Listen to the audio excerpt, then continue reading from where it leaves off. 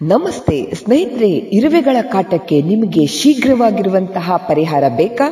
ಈಗ ಮನೆ ಒಳಗಡೆ ಬಂದಿರುವಂತಹ ಇರುವೆಗಳು ತಕ್ಷಣ ಮಾಯವಾಗಿ ನಿಮಗೆ ಇನ್ನು ಯಾವತ್ತೂ ಕಣ್ಣಿಗೆ ಕಾಣದೇ ಇರುವ ಹಾಗೆ ಹೋಗ್ಬಿಡ್ಬೇಕಾ? ಇಲ್ಲೊಂದು ಸರಳವಾಗಿರುವಂತಹ ಉಪಾಯ ಇದೆ. ಮಾಡಬೇಕಾಗಿರೋದು ಸಣ್ಣ ಕೆಲಸ. ಏನು ಅಂತ ಹೇಳ್ತೇನೆ.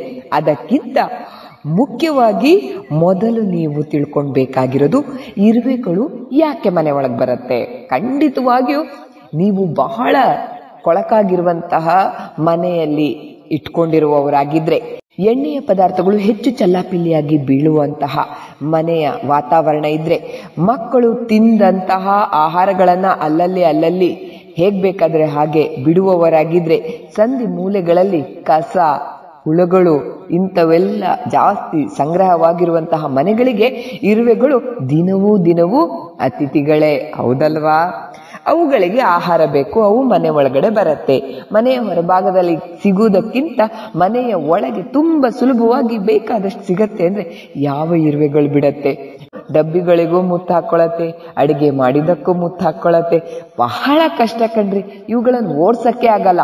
ಬೇಕಾಗಿರುವಷ್ಟು ಈ ಕೆಮಿಕಲ್ ಆಗಿರುವಂತಹ ಇರುವೆಯ ಪುಡಿಗಳು ಅವುಗಳೆಲ್ಲ ಬರುತ್ತೆ, ಎಲ್ಲ ಮನೆ ತುಂಬಾ ಹಾಕೊಂಡ್ಬಿಡೋದು. ಇರುವೆಗಳು ಬರಲ್ಲ ಅಂತ ಅದರ ಸ್ಮೆಲ್ ಮತ್ತೆ ಅದರ ಕ್ವಾಂಟಿಟಿ ಹಾಳಾಗ್ತಾ ಇದ್ದ ಹಾಗೆ ಏನಾಗತ್ತೆ, ಇರುವೆಗಳು ಮತ್ತೆ ಮುತ್ಕೊಳ್ಳಕ್ಕೆ ಶುರು ಆಗತ್ತೆ.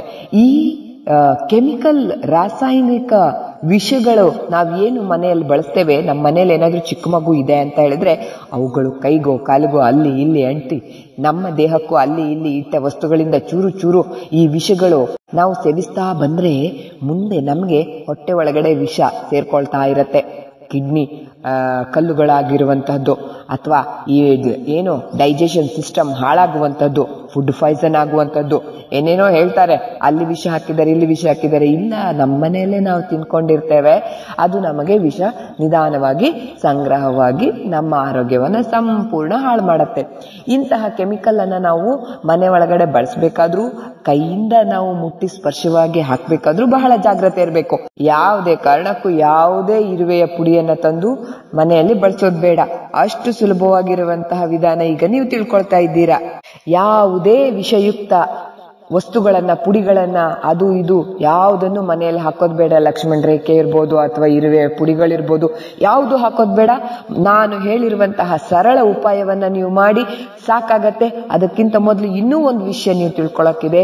ಬಹಳಷ್ಟು ಜನ ನಮ್ಮ ಹಳ್ಳಿಯ ಭಾಗದಲ್ಲಿ ಇರುವೆಗಳು ಮನೆಯಲ್ಲಿ ಸಾಧಾರಣವಾಗಿ ಬರ್ತಾ ಇದೆ ಅಂತ ಹೇಳಿದ್ರೆ ನಾಗನೆಡೆ, ಯಕ್ಷನೆಡೆ, ಅದು ಏನೋ ಈ ಮುಚ್ಚೆಟ್ಟು ಅಂಥದ್ದೆಲ್ಲ ಏನೇನೋ ಆಗಿದೆ ಹಾಗೆಲ್ಲ ತಿಳ್ಕೊಂಡ್ ಬಿಡ್ತಾರೆ. ಏನೋ ಸಮಸ್ಯೆಗಳು, ದೈವಿಕ ಸಮಸ್ಯೆಗಳು ಬಂದಿದೆ ಅಂತೇಳೆಲ್ಲ ತಿಳ್ಕೊಂಡು ಹೋಗ್ಬಿಟ್ಟು ಏನ್ ಮಾಡ್ತಾರೆ, ಆ ಕುಂಕುಮ, ಅರಿಶಿಣ, ಬೂದಿಗಳನ್ನೆಲ್ಲ ತಂದು ಮನೆಯ ಸುತ್ತಲೂ ಹಾಕೊಳ್ತಾರೆ. ಏನೇನೋ ಮಂತ್ರ ಮಾಟಗಳನ್ನೆಲ್ಲ ಮಾಡಿ ತಂದು ಕಟ್ಕೊಳ್ತಾರೆ. ಅದ್ಯಾವುದು ಇರೋದಿಲ್ಲ. ಸಹಜವಾಗಿರುವಂತಹ ಕಾರಣ ಏನು ಅಂದ್ರೆ ಇರುವೆಗಳಿಗೆ ಹಸಿವಾಗಿರತ್ತೆ, ಅಷ್ಟೇ ಕಾರಣ. ನೋಡಿ, ಇಲ್ಲಿ ನೀವು ಮುಖ್ಯವಾಗಿ ತಿಳ್ಕೊಳ್ಬೇಕಾಗಿರೋದು ಇರುವೆಗಳಿಗೆ ಹಸಿವಾಗತ್ತೆ. ಅವುಗಳ ಜೀವನ ಕ್ರಮ ಏನು ಅಂದ್ರೆ ಅವು ಭೂಮಿಯ ಮಣ್ಣಿನ ಆಳದಲ್ಲಿ ಗೂಡುಗಳನ್ನ ಕಟ್ಕೊಂಡು ವಾಸ ಮಾಡ್ತವೆ. ಅವು ಏನ್ ಮಾಡ್ತವೆ, ಅವುಗಳದ್ದು ಒಂದು ಸ್ವಲ್ಪ ಸಮಯ ಕಾಲ ಸಂಗ್ರಹಣೆ. ಅವು ಪದೇ ಪದೇ ನಿಮ್ಮ ಮನೆಗೆ ಬಂದ್ಬಿಟ್ಟು ಆಹಾರವನ್ನ ತಿನ್ನುವ ಅಭ್ಯಾಸ ಇಟ್ಕೊಳ್ಳೋರಲ್ಲ. ನಾವೆಲ್ಲ ಈಗ ದಿನ ಹೋಗ್ಬಿಟ್ಟು ಆಹಾರವನ್ನ ಹುಡುಕಿ ತಂದು ತಿಂತೇವಲ್ಲ, ಹಾಗಿರಲ್ಲ. ಒಂದ್ ಸತಿ ಆಹಾರ ಸಂಗ್ರಹಣೆ ಆಯ್ತು ಅವ್ರಿಗೆ ಬೇಕಾದಷ್ಟು, ಮತ್ತೆ ಅವು ಗೂಡಿನಿಂದ ಹೊರಗೆ ಬರೋದೇ ಇಲ್ಲ, ಅಲ್ಲೇ ಜೀವನ ಮಾಡ್ತಾ ಇರ್ತವೆ. ಸುಲಭ ಪರಿಹಾರ ಏನು ಅಂತ ಹೇಳಿದ್ರೆ, ಸೀದಾ ಮನೆ ಒಳಗಡೆ ಬನ್ನಿ. ಒಂದು ಅನ್ನ, ನಿಮ್ಮ ಮನೇಲಿ ಅಡಿಗೆ ತಯಾರಾಗಿರುತ್ತಲ್ವಾ ಅನ್ನ, ಆ ಅನ್ನವನ್ನ ತೆಗೆದುಕೊಳ್ಳಿ. ಚೆನ್ನಾಗಿರುವಂತಹ ಮೊಸರನ್ನ ತೆಗೆದುಕೊಳ್ಳಿ. ಅನ್ನ ಮತ್ತೆ ಮೊಸರನ್ನ ಕಲಸಿ ಮನೆಯ ಹೊರಗಡೆ ಬನ್ನಿ. ಯಾವ ಭಾಗದಲ್ಲಿ ಇರುವೆಗಳು ಮನೆಯ ಒಳಭಾಗಕ್ಕೆ ಪ್ರವೇಶ ಮಾಡ್ತಿದ್ದಾವೆ, ಆ ಪ್ರವೇಶ ಮಾಡುವ ದ್ವಾರದ ಹೊರಭಾಗದ ಬಾಗಿಲಲ್ಲಿ ಮನೆಯ ಸುತ್ತಲೂ 3-4 ಭಾಗದಲ್ಲಿ ಒಂದೊಂದು ಮುಷ್ಟಿ ಅನ್ನದ, ಏನು ಮೊಸರಲ್ಲಿ ಕಲಸಿರುವಂತಹ ಅನ್ನ ಇದೆಯಲ್ಲ, ಅದನ್ನ ಒಂದು ಎಲೆಯಲ್ಲಿ ಹಾಕ್ಬಿಟ್ಟು ನೀವು ಇಟ್ಬಿಟ್ರೆ ಆಯ್ತು. ಎಲೆಯಲ್ಲೋ ಪೇಪರ್ ಮೇಲೋ ಇನ್ನೇನೋ ಅವು ಆಹಾರ ತೆಗೆದುಕೊಂಡು ತಿಂತವೆ. ಹೊಟ್ಟೆ ತುಂಬಾ ತೆಗೆದುಕೊಂಡು ಏನ್ ಮಾಡತ್ತೆ, ಸೀದಾ ಅವುಗಳ ಗೂಡಿಗೆ ಹೋಗಿ ಸಂಗ್ರಹಣೆ ಮಾಡ್ಕೊಳ್ತವೆ. ಅಲ್ಲಿಗೆ ಸಂಗ್ರಹಣೆ ಮಾಡ್ಕೊಂಡ್ಮೇಲೆ ಮತ್ತೆ ತಿರುಗಿ ಅವು ಮನೆ ಒಳಭಾಗಕ್ಕೆ ಬರಲ್ಲ. ಯಾಕಂದ್ರೆ ಅವ್ರ ಕೆಲಸ ಆಗೋಗಿದೆ, ಅವ್ರಿಗೆ ಬೇಕಾದಷ್ಟು ಅನ್ನ ಸಿಕ್ಕಿದೆ ಅಂದ್ರೆ ಅವು ಮತ್ತೆ ಬಂದ್ಬಿಟ್ಟು ನಿಮ್ಮ ಎಣ್ಣೆಯನ್ನು ಹುಡ್ಕೊಲ್ಲ, ನಿಮ್ಮ ಆಹಾರ ಸಂಗ್ರಹಣೆಗೂ ಬರೋದಿಲ್ಲ, ನಿಮ್ಮ ಒಳಗಡೆಗೂ ಕೂಡ ಮನೆಗೆ ಮುತ್ತಿಗೆ ಹಾಕೋದಿಲ್ಲ. ಇಲ್ಲಿರುವಂತದಿಷ್ಟೇ, ಇರುವೆಗಳಿಗೆ ಬೇಕಾಗಿರುವ, ಹೊಟ್ಟೆಗೆ ಬೇಕಾಗಿರುವ ಆಹಾರವನ್ನ ನೀವೇ ಹೋಗ್ಬಿಟ್ಟು ಕೊಟ್ಬಿಡಿ. ಪದೇ ಪದೇ ಈ ಅವುಗಳಿಗೆ ಸಿಗದೇ ಇದ್ದಾಗ ಮತ್ತೆ ಮತ್ತೆ ಲೂಟಿ ಮಾಡ್ಲಿಕ್ಕೆ ಬರುತ್ತೆ. ಒಮ್ಮೆ ಆಹಾರ ಸಂಗ್ರಹಣೆ ಆಯ್ತು ಅಂದ್ರೆ ಮತ್ತೆ ಮತ್ತೆ ಇರುವೆಗಳು ಮನೆಯ ಒಳಭಾಗಕ್ಕೆ ಬರೋದಿಲ್ಲ. ಅವು ತಮ್ಮ ಗೂಡಿನಲ್ಲಿ ಭದ್ರವಾಗಿ ಕುಳಿತುಕೊಂಡ್ ಬಿಡತ್ತೆ. ಅಲ್ಲೇ ಮೊಟ್ಟೆ ಇಟ್ಕೊಂಡು ಮತ್ತೆ ಮರಿ ಮಾಡ್ಕೊಳ್ಳೋ ಅಂದಾಜಲ್ಲಿ ಅವುಗಳು ಇರತ್ತೆ. ಮತ್ತೆ ಅವು ಹೊರಗಡೆ ಬರೋದಿಲ್ಲ. ಅವು ಮತ್ತೆ ಆಹಾರ ಖಾಲಿ ಆದಾಗ್ಲೇ ಬರೋದು. ಆವಾಗ ಇನ್ನೊಮ್ಮೆ ಬಂದ ತಕ್ಷಣ ನೋಡ್ಕೊಂಡು ಯಾವ ಭಾಗದಲ್ಲಿ ಬಂದಿದೆ ಅಂತ ನೋಡಿ ಸ್ವಲ್ಪ ಮೊಸರು ಮತ್ತೆ ಅನ್ನವನ್ನ ಕಲಸಿ ಹೊರಭಾಗದಲ್ಲಿ ಆಹಾರ ಇಟ್ರೆ ಆಯ್ತು, ಮುಗ್ದೋಯ್ತು. ಮತ್ತೆ ಅವು ಬರೋದೇ ಇಲ್ಲ. ನಾವು ಇರುವೆಗಳಿಗೆ ಆಹಾರ ನೀಡಿದಾಗೆ ಆಯ್ತು, ಪರೋಪಕಾರವೂ ಆಯ್ತು. ಅಲ್ಲಿಗೆ ನಮ್ಮ ಮನೆ ಒಳಗಡೆ ಇರುವೆ ಕಾಟ ಕೂಡ ತಪ್ಪಿತು. ಈ ಪದೇ ಪದೇ ಈ ಔಷಧಿಗಳನ್ನ ಹಾಕೋದು ಇವುಗಳೆಲ್ಲ ಅವುಗಳ ಹೊಟ್ಟೆ ಹಸುವನ್ನ ನಿವಾರಣೆ ಮಾಡೋದಿಲ್ಲ. ಮತ್ತೆ ಮತ್ತೆ ಮರಳಿ ಬರ್ತಾ ಇರುತ್ತೆ. ಅದಕ್ಕೆ ಸರಳವಾಗಿರುವಂತಹ ಈ ಒಂದು ಉಪಾಯ ಮಾಡಿಕೊಂಡ್ರೆ ಅವುಗಳು ನಿಮ್ಮ ಮನೆಯ ಒಳಗಡೆ ಮತ್ತೆ ಪ್ರವೇಶ ಮಾಡೋದಿಲ್ಲ. ಹೊರಗಡೆ ಆಹಾರ ಸಿಕ್ತು ಅಂದ್ರೆ ಒಳಗಡೆ ಯಾಕೆ ಬರುತ್ತೆ? ಇಷ್ಟೇ ನೀವು ಮಾಡಬೇಕಾಗಿರುವಂತಹ ಉಪಾಯ.